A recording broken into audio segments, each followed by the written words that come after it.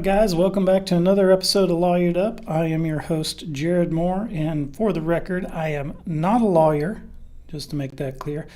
Tonight we're going to be going over some charges, felony charges that have been filed against MCN National Council Rep for Okmulke District Seat A, Robyn Whitecloud. And tonight's program is going to be broken up into two pieces because I'm going to go over the charges with you guys and the filings, and that's one part. And then there's another part where I wanted to talk about the online record system for the court because we had some problems with it, and I just wanted to kind of show you guys the difficulties there and tell a little bit of the backstory about how we got tipped off on this particular story. But in the interest of getting the information that you guys are tuning in for out first, I'm going to go over the charges first, but I encourage you to stick around for the second half of the show after that, where I talk about how we got the paperwork and everything, because there's some problems there. So I do want to remind everybody before we get into these charges that in America and in the Creek Nation, you're innocent until proven guilty. So these charges have just been filed. The court case and everything over time is what's going to determine Miss Whitecloud's innocence, right? Or guilt. With that being said, so a lot of people, and I see in the chat, David is saying he's shocked. I think a lot of people are shocked by this. What I'm going to read here is, I'm going to go through the charges a little bit, the charging document, but what I wanted to read to you guys is we have also attached to the charges, to the charging document, the affidavit of probable cause that was filed. And that I want to read a section out of that because that kind of tells more details about what happened, because I know that's one of the things everybody's asking is what did she do or what did she not do, etc. So without further ado, let's start off there. I'm going to pop this up. If you guys have any questions, go ahead and pop them in the chat, and I'll try to answer them. I don't know if I'll be able to, but I'll try. So what we are looking at here is, you can see that these charges were filed on January 16th, and there's Robyn Whitecloud. So there are 4 counts here of prevent or attempt to prevent performance of official acts, MCNCA Title 14 2-803. So there's 1, 2, 3, 4. These are felonies in MCN code. And you can see here that what this says that she did is that defendant within the Muscogee Creek Nation on the day and year aforesaid did willfully, either by force, physical interference, fraud, intimidation, threats of violence, or by means of any independently unlawful act, prevents or attempts to prevent any tribal official, member of the board of the Muscogee Creek Nation, employee of the Mvskoke Creek Nation, or employee of the board of the Mvskoke Creek Nation from performing any official act, function, power, or duty imposed upon such individual by law, to wit, Representative Whitecloud did enter into the office of the National Council, and with the aid of another did remove correspondence belonging to Representative Galen Cloud without their consent, and did thereby prevent said representative from performing their sworn duties by depriving them of their official correspondence. So that's count 1. Count 2 is the same. They're just listing Anna Marshall here. And then count 3 is Lucian Tiger, but it's the same. They're just saying that she took mail from these individuals. William Lowe is the count 4. Okay, so let me, is my audio too loud? You guys let me know if there's any audio problems. I'm going to go down now and read the affidavit of probable cause, because that description there is kind of vague, and this has some more details. Now, what is an affidavit of probable cause? If you get arrested and booked at the jail, or an investigator just recommends that charges be filed on you to the AG or the district attorney or whoever, there's an affidavit of probable cause that has to be filed with the court. And what that's saying is the officer that's doing the arresting, or the investigator or whoever, they're saying, I swear that I saw XYZ, and that was what convinced me that we need to file charges or arrest this person, if that makes sense for you guys. It's an affidavit that the officer is swearing to. I'm going to scroll down here and you guys will see here. Let me pop that up. That's also at the bottom. By the way, links to all this stuff is in the description of the video. Let's see here. So you can see that probable cause affidavit, and it's saying, I, Anthony Thompson, hereby state there is reasonable and probable cause to believe that Robyn Whitecloud, during the time frame of leading up to 1/02/2026 in the boundaries of Muscogee Creek Nation, did commit the offense of count 1, prevent yada yada yada. So, and then it talks about, he's saying your affidavit, that's him, is an investigator with the Mvskoke Creek Nation Light Horse Police Department. So I'm going to skip down here. And this is from the investigator's standpoint. This is what happened, okay? That up until the charges were filed. So your affiant knows on January 2nd, 2026, he received a complaint from Muscogee Creek National Council Representative-elect Lucian Tiger III regarding the unauthorized removal of official correspondence addressed to him and other members of the Muscogee Creek National Council. The correspondence consisted of sealed envelopes addressed to multiple council representatives and representatives-elect and related to official national council business. These communications were intended to be delivered to elected officials in order for them to review, consider, and act upon matters within their official capacities. Representative-elect Tiger reported that his correspondence was removed from the designated outbox of Julie Sharp, and then it has Scott in parentheses, who is responsible for the handling and distribution of National Council correspondence. The removal was not authorized. Tiger identified Council Representative Robyn Whitecloud as the individual who removed the correspondence, acting individually and or in concert with another. Now, I haven't found anywhere that it's said who the other person is, so that's still a mystery. The removal of the correspondence delayed and interfered with the timely receipt of official communications, thereby preventing or attempting to prevent council representatives and representatives-elect from performing official acts. Additionally, complaints were received from Representative-elect William Lowe and Council Representative Galen Cloud, both of which were consistent with the initial report. Your affiant obtained and reviewed surveillance video. The video was consistent with witness statements and depicted conduct consistent with the unauthorized removal of correspondence. Julie Sharp advised that she is the primary individual responsible for the distribution of council correspondence and that it is rare for any other individual to remove correspondence from the outbox. Following the National Council inauguration on January 3, 2026, Representative Robyn Whitecloud returned 16 envelopes consistent with the correspondence previously reported missing. These envelopes were turned over to Speaker Randall Hicks, who then transferred them to the Muscogee Creek Nation Light Horse Police. The correspondence belonged to the following National Council representatives and representatives-elect: Charles McHenry, Darrell Proctor, Thomasine Yehola Osborne, Anna Marshall, Nelson Harjo Sr., Dodie Barnett, Galen Cloud, Robert Huft, Leonard Gouge, Joyce Deere, Patrick Freeman Jr., Mary Tiger, Lucian Tiger III, Laura Harjo King, William Lowe, and James Factor. And then it says Robyn Whitecloud is a member of Muscogee Creek Nation, which we already know. Okay, so let me take a look at the chat here real quick and see what you guys got. What documents did she take? What justify these felonies charges? If convicted, what are the implications she would face? Now that we can answer by scrolling up here. As far as that, what are the documents? Well, at this point, let me say this. If you're watching this, Rep. Whitecloud, please email me. I did send an email before we published anything to Representative Whitecloud on her National Council email, asking for comment and asking questions like, for instance, did she take the documents? What were the documents? That type of thing.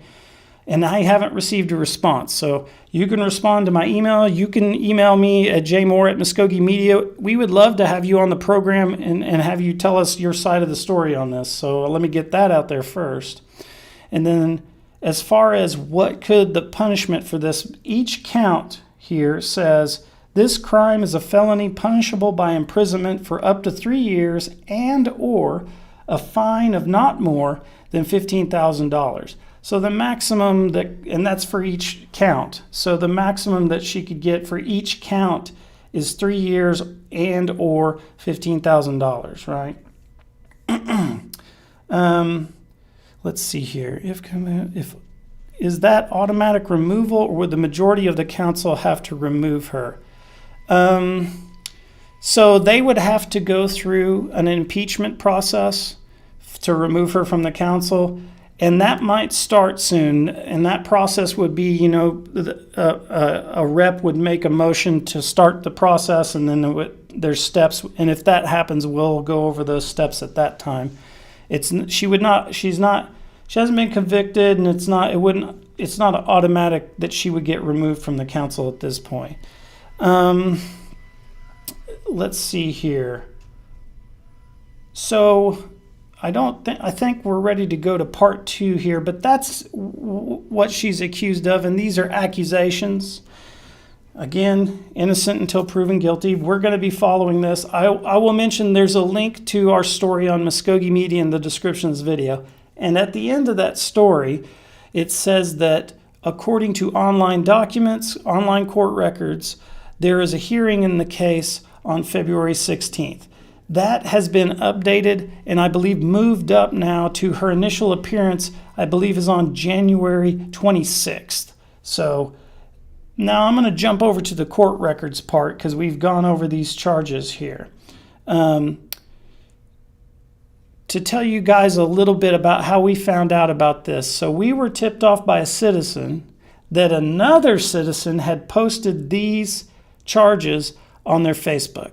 So we went to that other citizen's page and we saw that there were charges posted there and they had a stamp on them, so they looked legit. So the first thing that I did, and you guys may know because if you watch the program, let me pop this up for you. I went to the Muscogee Creek Nation District Court's website and I clicked their court records and I clicked a button to log in.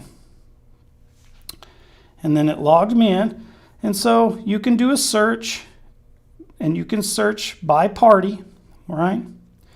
So I put in the last name, Whitecloud, and then I put in the first name,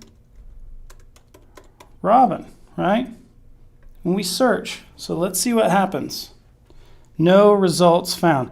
So I don't know how that can happen because we just looked at the results. So this came out of the court. So at this point I was like, okay, this is weird.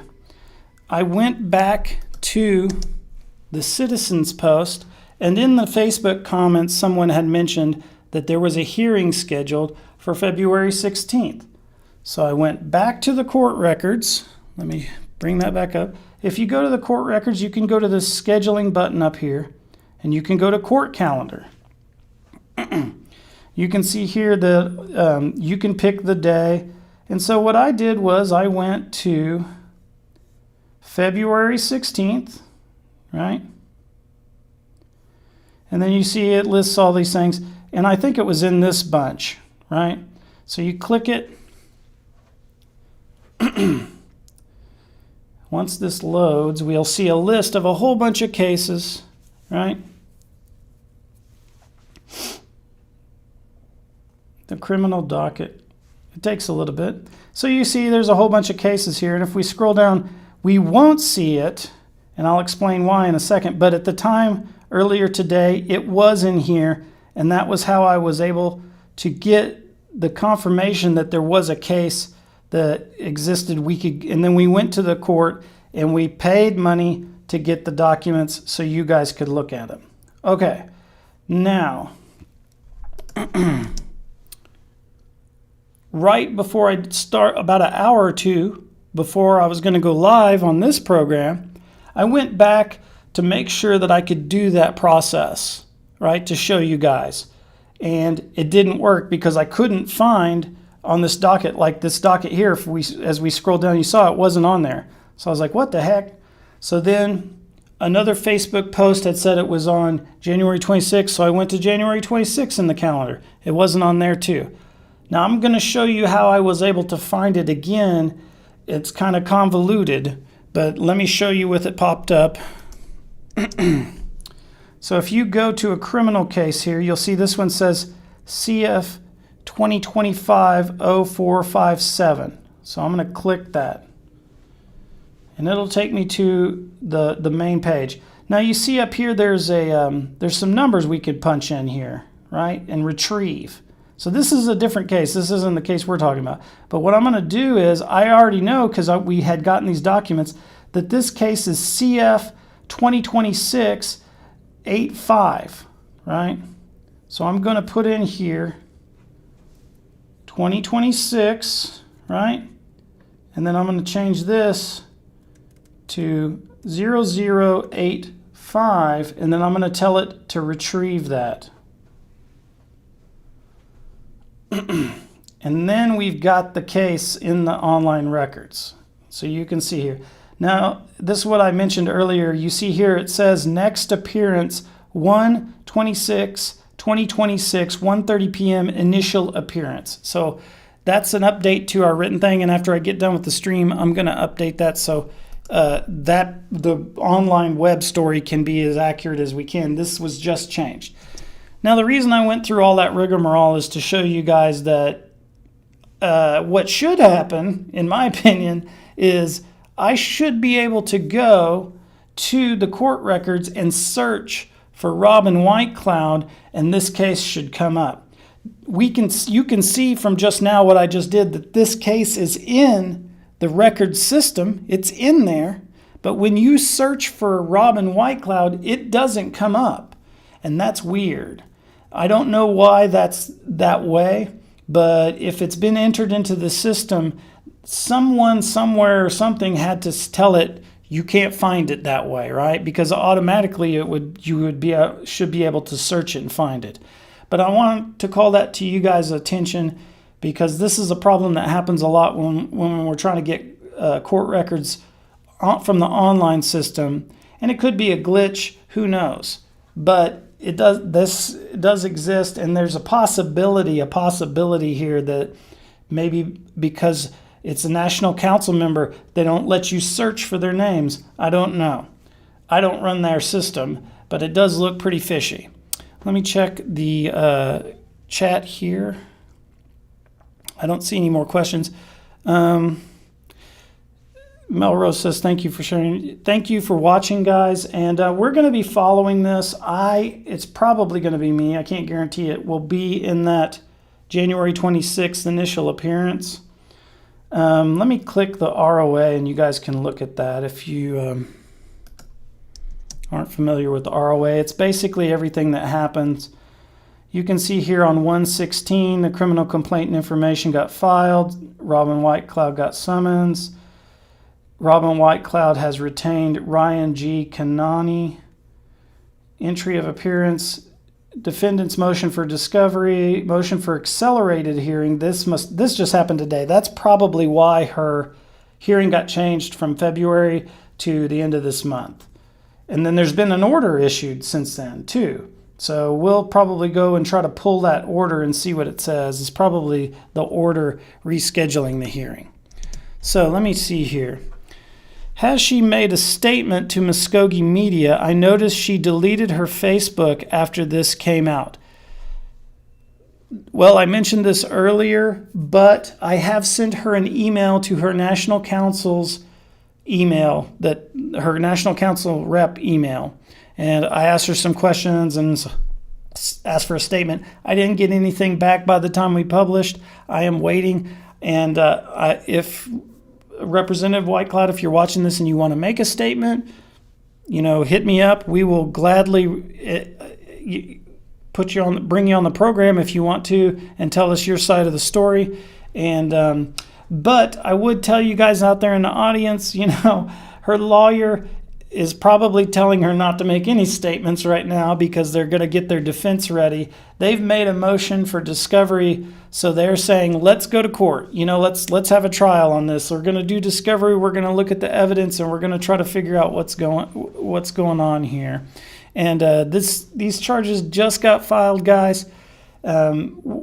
We'll see what happens. The next thing I would expect to probably see is some type of motion on the National Council or something to begin impeachment proceedings against her. And we'll see what happens with that. If we don't see that, did you reach out to any of the reps who filed for the charges for comment? The reps who filed for the charges. I'm not sure. Are you asking the reps that the charges are associated with? We didn't ask them for comment. We can reach out to them. I'm assuming that their comment would be we didn't like it. So now it is, Kaylee Berry, it is a good thing to point out here that when we read the let me scroll down here. When we read the list of representatives that Whitecloud is accused of taking their mail from, it was 16 council reps, and they only charged her with 4 counts for these 4 other reps, as we talked about earlier. So they could have, if they wanted to, charged her with all of those reps. And if you look at the charges, at the end of the charges, right? Let me bring this up for you guys. You can see here that it says names of witnesses for the prosecution. And it lists Dodie Barnett, Galen Cloud, Mary Crawford, Patrick Freeman, Sandra Golden, Leonard Gouge, Nelson Hodger, and so on. So you can see the list of names there, guys. And so if they have something they want to say, they're going to, on the record about this, they're definitely probably going to say it when they take the witness stand, assuming that we get to that stage. Jeanette Johnson says, could that order be a gag order? That's also possible that they are filing a gag order, and they would say, with that, they would say, no documents are going to get out of this. We may never find out what the letter is, that the letters are that she is accused of taking, right? The judge, there are scenarios where you could imagine that these letters were like confidential contracts or something that have some type of protected information in them that the judge and the council and everybody doesn't want to get out to the general public, and they may put a gag order on that stuff. So we're going to see what we could get. Abalove says, I wonder if this has something to do with cases in the Supreme Court. At this stage, we don't really know one way or another what it is. I will say this, that the timeline for these charges is saying that, let me confirm that they're saying that she took the letters on, where is it? January 2nd, right? Which is before the National Council meeting where they swore in the new reps and they voted on who the speaker is, right? And if you guys followed that council coverage, that was a contentious vote because it was tied, and then they flipped a coin to make the decision on who was going to win, which flipping a coin, we ran, there's going to be an op-ed from Chief Ellis in the newspaper where he's saying the flipping of the coin is not in the Constitution anywhere, which I agree is not in the Constitution. I don't know if they could do that, but that's how they'd solve that problem. But so Rep. Whitecloud allegedly took these letters out of the outbox of the secretary, so they didn't go to those councilmen. Then they had the meeting where they voted on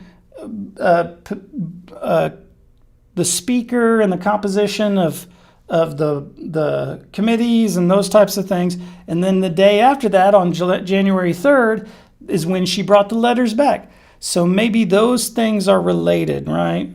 I don't know for sure. We won't know until we can find out. Well, if Rep. Whitecloud makes a statement and says, this is what happened, I took these letters because these letters say this, right? Then we'll know. If it comes out in court, if we can, like what these letters were, then we'll know what the letters say. But other than that, it's all just speculation, right? The timeline there is fishy. Regina Aquina says, who did Rep. Whitecloud vote for Speaker? You know, I might be able to look that up. Let me look and say, if I had to guess, though, I'm just going to guess. It's probably Speaker Hicks is probably who she voted for. Is it this special session? And here we go. It doesn't list the votes on the National Council's website. Let me look on our website because we did coverage of that, but I'm not for sure if we listed those votes. We probably should have. Let me look if I can find it really quick. It's been a while. No. Just bear with me, guys.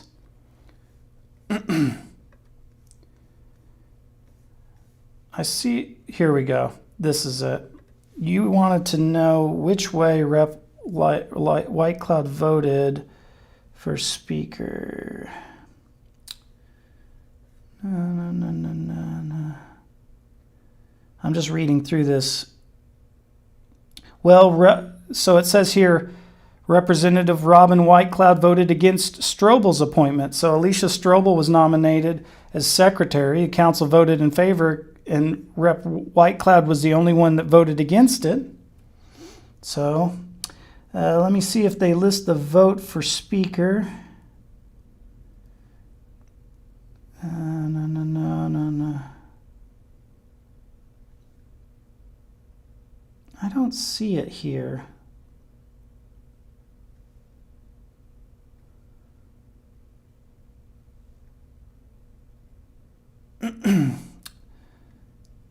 Oh, this is the special session coverage. Hold on a second. Let me look at let's check. This might be where it is. Here we go. This is the one. No. The election for Speaker saw current Speaker Randall Hicks run against her. The vote was 8-8. We didn't list it. Well, shoot. I will talk to Braden and see if we can find that out for you, and then on a future stream I'll get you that info. Will you finish saying that if they don't file for impeachment? If they don't file for impeachment. Melrose, could you clarify your comment there? Will you finish saying that if they don't file for impeachment? And then David Ware says, will Robyn Whitecloud participate in National Council meetings until this case is adjudicated? So we're going to get into the weeds a little bit here. The National Council, as per the Muscogee Creek Nation Constitution, can establish their own internal operating rules and procedures. Okay, you guys with me? So they can make up how they conduct their business for themselves, and that's in the Constitution, and the Supreme Court's ruled on it before, saying that they have the authority to do that. Okay? And so whether she can go to the meetings or not will be based on whatever the National Council has established their rules are. And I haven't read the most recent version of them, the National Council's rules, but I think what would have to happen is somebody would probably have to make a motion that she not be allowed to attend and she be removed, and they would probably vote on it. I'm not for sure. So, but as far as is anything automatically going to happen to her because of these charges, no. She's still able to go to the National Council meetings and committee meetings and everything, unless the National Council takes some type of action. Vote was written and dropped in box undisclosed who they voted for. Yes, that was Jeff Francis, you're correct. I remember that now because that's another thing that I believe former Chief Ellis in his op-ed was complaining about. It was the anonymous vote. It is not supposed to not be anonymous. But Melrose says, will you finish saying what you're saying earlier? You were saying, well, if they don't file impeachment, but then you had to read another comment and went a different direction. If they don't file for impeachment, then nothing will happen to Rep. Whitecloud as far as these charges. And then even if she's convicted, there is language in the Constitution about felony convictions. I'd have to go back and read it because the language that's there is talking about if you're running for office, you can't have a felony conviction. And I need to go back and read the code or in the Constitution to see if there is a clause there that says if you've been convicted of a felony, you have to be removed. Because I'm not for sure if that's the case. I don't remember that being the case, just to say that. Why Tulsa Town says, what does it say MCN versus Whitecloud and not National Council versus Whitecloud? Well, the reason it says MCN versus Whitecloud is because the things that the felony counts that she's accused of, the prevent or attempt to prevent performance of official acts. And then if you look there, let me pop it up for you so you can see. You'll see there's a notation after that says MCNCA Title 14 2-803.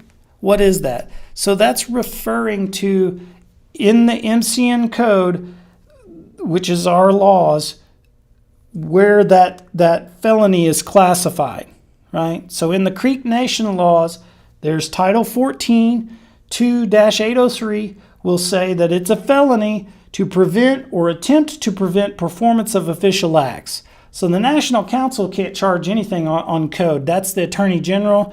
The Attorney General's office has to enforce the code, and that's why it's MCN versus Whitecloud and not the National Council versus Whitecloud. Now, if it was a civil lawsuit or something like that, then you could have National Council versus Whitecloud, but this is a criminal case. This is a criminal felony. Melrose says, okay, that would be good information to know. If you can update us in a later update, we are going to be following this like everything that happens. We're going to be telling you guys about it. And then with court cases or hearings or anything, I'm going to do my dangdest to get myself into those court hearings and take notes on my little notepad and come right back and tell you guys what I saw and what I heard. That's the way we have to do it because they don't allow recordings and they don't publish what was said and all of those things in the court here. But we're going to do that. And if there is any impeachment things filed in any committee or any motions made, we'll cover that too. Just stick with us on this, guys, and we'll keep you updated with what's going on. And if I do hear from Representative Whitecloud with a statement, or if I would love to have her come on the program. I don't foresee those things happening because her lawyer is probably telling her to clam up right now until they go into court. But if those things do happen, we will definitely bring it to you guys in the live stream. David Ware asks, where would she be incarcerated if convicted? Well, I don't know for sure, David, where they would put her. I would say this. There's a very low likelihood that she's going to see prison or anything like that. The judge in these types of cases is probably, most times will just recommend a fine, right? They'll say you're going to be on probation with maybe a deferred sentence or something like that, and you're going to have to pay a fine of X amount of dollars, right? That's probably what's going to happen. If Representative Whitecloud goes to prison over these charges, I will be aghast. I will be really surprised. In fact, if I was hard-pressed to make a prediction at this stage, what was going to happen next, I would probably guess that these charges are going to get dropped in the future at some point. Because if you look at the charges and you look at what happened with her bringing the letters back, I think there's a good possibility that this whole thing might be just a misunderstanding and that maybe an agreement could be made between all the parties to not have a criminal conviction go forth. Regardless, that's happened in the past with various things that's happened with the National Council and members of the National Council.